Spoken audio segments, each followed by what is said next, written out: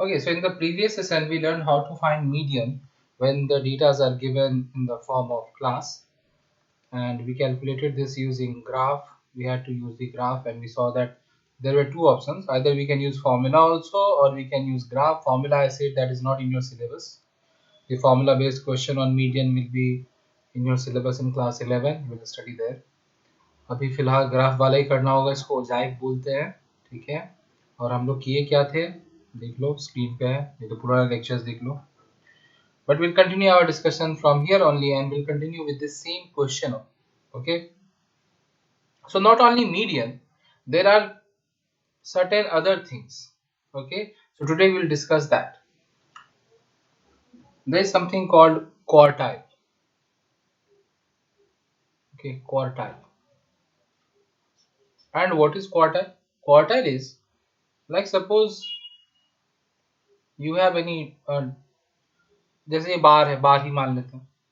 तो अगर हम इसको चार पार्ट में, चार इक्वल पार्ट में अगर डिवाइड कर दें, ठीक है, 4 equal parts,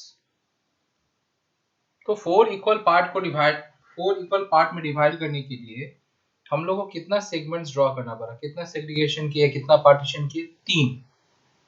we had to draw 3 partitions, ठीक है। सो इसी को हम लोग क्वार्टाइल बोलते हैं। This it will be called lower quartile,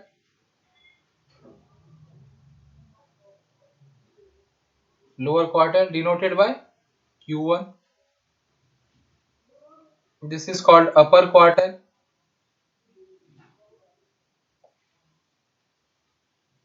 denoted by Q2, sorry, Q3.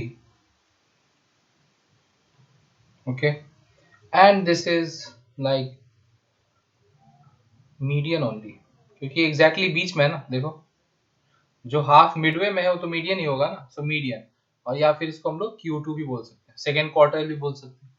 We can also call it second quartile, ठीक है। तो सेकेंड क्वार्टाइल बोलो या मीडियन बोलो या Q2 बोलो, सब एक ही चीज को रिप्रेजेंट कर रहा है। और हम लोग को ये फाइंड करना आता है, नो मीडियन फाइंड करना सीख गए। So how to find the other two things? The same process, the process will not change. In order to find lower quartile or upper quartile, we'll do the same thing. We'll have to draw the graph, and from the graph only we'll determine the value of lower quartile and upper quartile also. Okay, so the thing is कि क्या changes आएगा फिर, how this is different from median?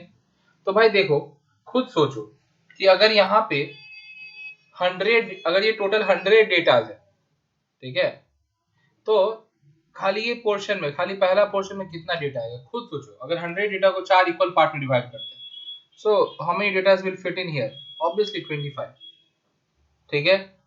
तो ये जो partition है, this will be the 25th data, this partition itself will be the 25th data. या फिर हम लोग बोल सकते हैं कि अगर if there are n number of datas, then this is n/4,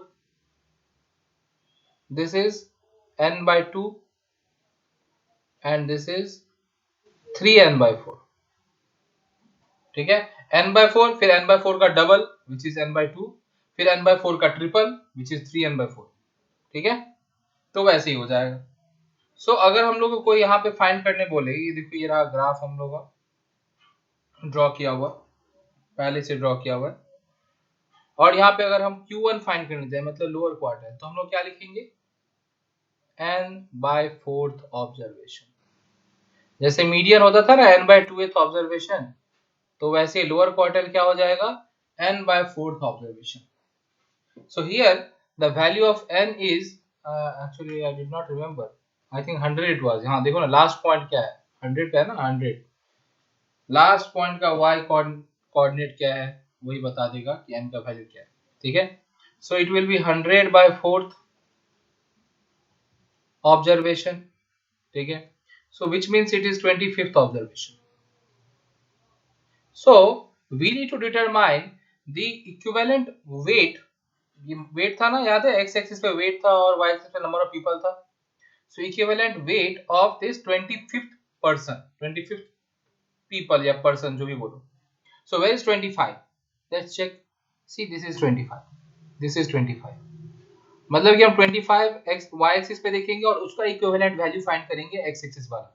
जैसे मीडियन जब फाइंड किए थे, तो मीडियन क्या था? 50th था। तो 50 हम लोग कहाँ लिए थे, y एक्सिस पे, और उसका इक्विवेलेंट हम लोग वैल्यू फाइंड किए थे x एक्सिस पे। तो उसी तरीके से 25 y एक्सिस पे लेंगे और इसका इक्विवेलेंट वैल्यू हम लोग फाइंड करेंगे x एक्सिस पे। तो देखो ये कहाँ पे ग्राफ को कट कर रहा है, एग्जैक्टली हियर। यहाँ से नीचे आ जाओ, तो मैं जब ये देखो, ये तो कुछ ऐसा आ रहा है। So I think this is coming to be 69. So we write 69 gram. The unit is gram. Okay, यहाँ weight देखो ग्राम्स में था ना, हम लोग ग्राफ में last in the previous session I missed this. ये लिख लेना in grams. If possible you also mention the unit. The graph should contain everything. कि आप कौन से एक्सिस पे क्या डिनोट कर रहे हो, ठीक है, या किस कैटेगरी को लिख रहे हो, कौन सा एक्सिस पे, उसका यूनिट क्या है, so it should mention everything, ठीक है। सो यहाँ पे मीडियन क्या है 69 ग्राम, मीडियन नहीं सॉरी, लोअर क्वार्टर क्या है 69 ग्राम्स, ठीक है, क्योंकि ये डेटा 69 पे आया। Next is similarly if we have to find Q3, now you all think, देखो खुद से सोचो कितना आएगा। This time I won't say anything, अभी फिलहाल नहीं बोलूंगा, मतलब म्यूट कर दो, पॉज कर दो यार वीडियो को और खुद से कैलकुलेट करो, देखो क्या आ रहा है, ठीक है। So it will B 75th observation, ठीक है, n का वैल्यू 100 बैठा दो, तो 75 कहाँ है, देखो दिस इज 75। तुम चाहो तो ये मार्क कर सकते हो, नहीं मार्क करोगे तो चलेगा, बट इट्स बेटर जो जो पॉइंट हम लोग यूज कर रहे हैं ना, we should mark all those points on graph. अगर वो ऑलरेडी मार्क्ड है तब तो ठीक है, नहीं मार्क्ड है तो मार्क कर देना चाहिए। ये देखो कहाँ इंटरसेक्ट किया, ये ब्राइट वाले पॉइंट पे, तो ये ब्राइट वाले पॉइंट से हम लोग नीचे आते जाएंगे। देखो ये काम ऐसे ही कर रहे हैं, you should use scale actually, नहीं तो फिर ये स्ट्रेट लाइन ड्रॉ नहीं होगा and you will get the wrong answer, chances are there. तो इसलिए यूज स्केल बोले तो रूलर, स्केल ये होता है, ये जो ग्राफ का दिख रहा है कि एक यूनिट कितना है, वो कितना, वो स्केल कहलाता है। जो हम लोग यूज करते हैं दैट इज कॉल्ड रूलर। हम लोग का गंदा आदत लग चुका है गलत बोलने का, मेरा खुद का क्या बताया तुम लोग को। तो देखो 95, इसका इक्विवेलेंट वैल्यू क्या आया 95, तो हम लोग क्या बोलेंगे कि अपर क्वार्टर इज 95 ग्राम्स, ठीक है, this is the upper quarter. Okay, so now we have something called interquartile range, ठीक है, हम लोग lower quarter, upper quarter, median सब निकालना सीख गए। Now we have something called interquartile range, ठीक है, एंड इसका वैल्यू क्या होता है Q3 माइनस Q1, मतलब अपर क्वार्टर माइनस लोअर क्वार्टर, ठीक है। So here it will be 95 minus 69 grams,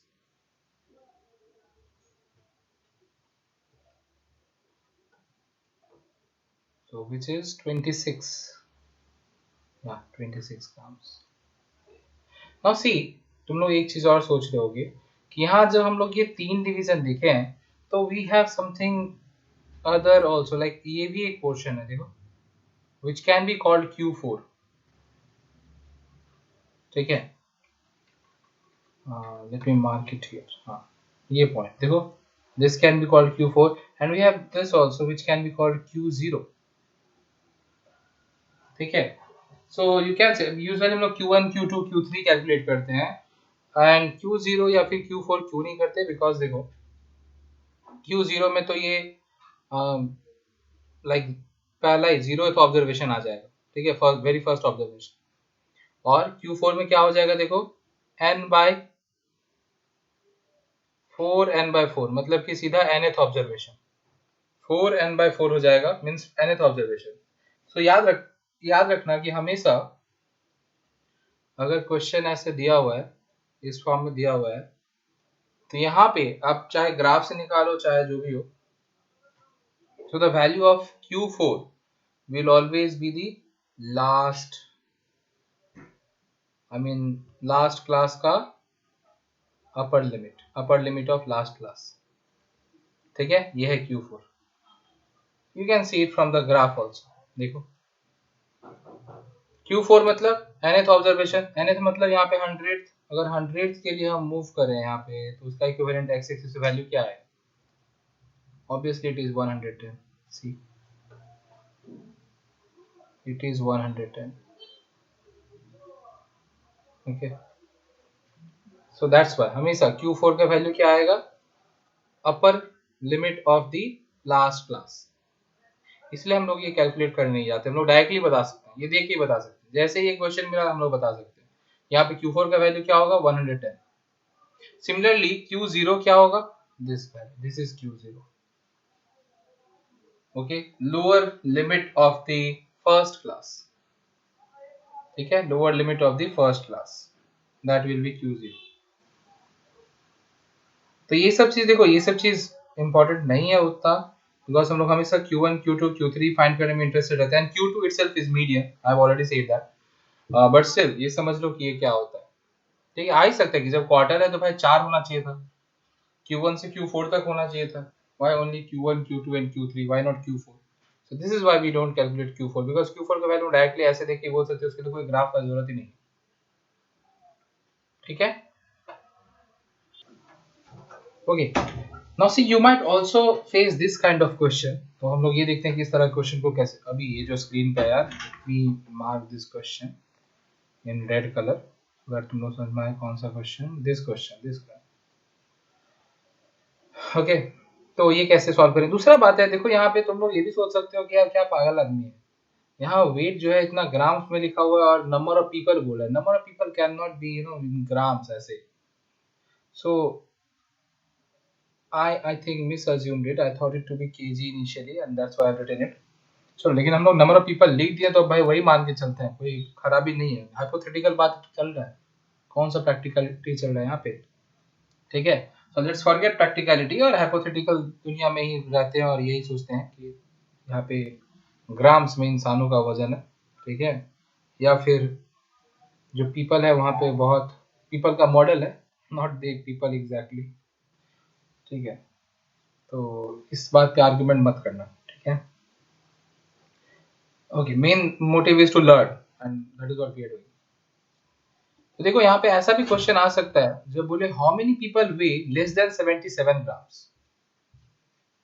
तो अब how to solve this kind of question, obviously it will be solve using graph only. ये ग्राफ अगर बन गया तो सब कुछ ग्राफ से ही सॉल्व होगा।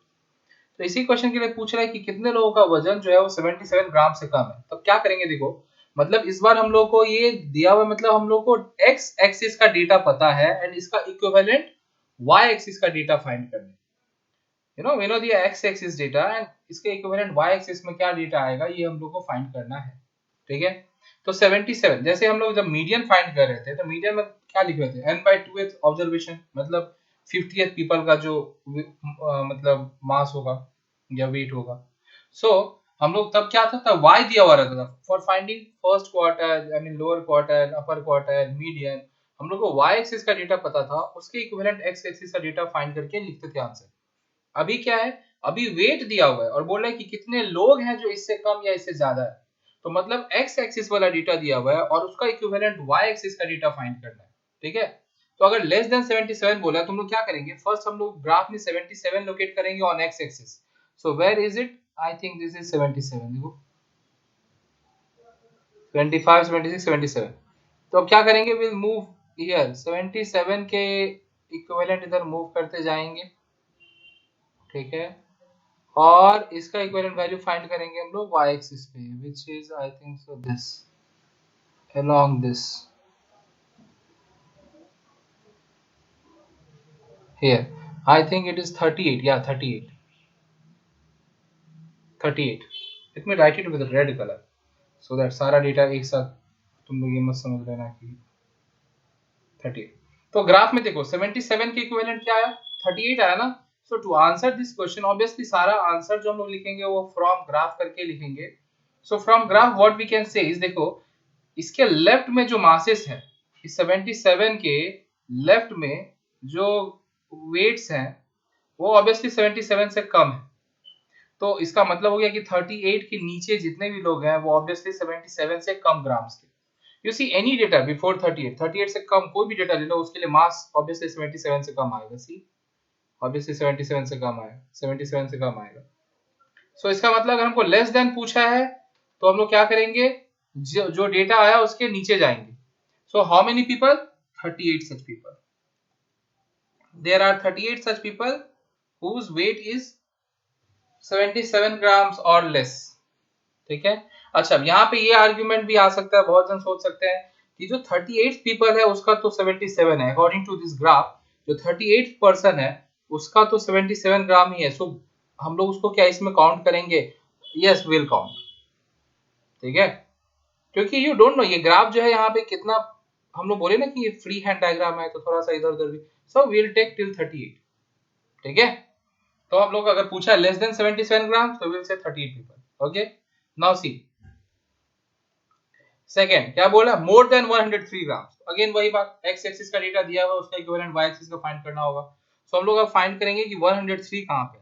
So this is 103, see this is 103. ठीक है, तो हम लोग इसके इक्विवेलेंट ऐसे मूव करते हैं. ठीक है, एंड लेट्स सी इसका इक्विवेलेंट डेटा क्या आता है.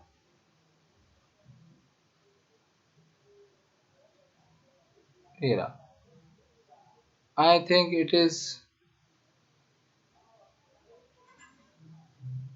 89. ओके, 89 पे जा रहा है. ठीक है, फ्रॉम ग्राफ. अच्छा, यहाँ जितने भी आंसर लिख रहे हो ये लिख सकते हो फ्रॉम ग्राफ. ठीक है, तो यहाँ 89 आया. तो हमको बोल रहा है कि मोर देन 103 ग्राम. तो मोर देन 103 मतलब इधर राइट साइड में, तो इसका मतलब यहाँ 89 के ऊपर. तो 89 के ऊपर कितने लोग हैं? सो यहाँ पे क्या हो जाएगा? Number required number of people कितना हो जाएगा? Number of people weighing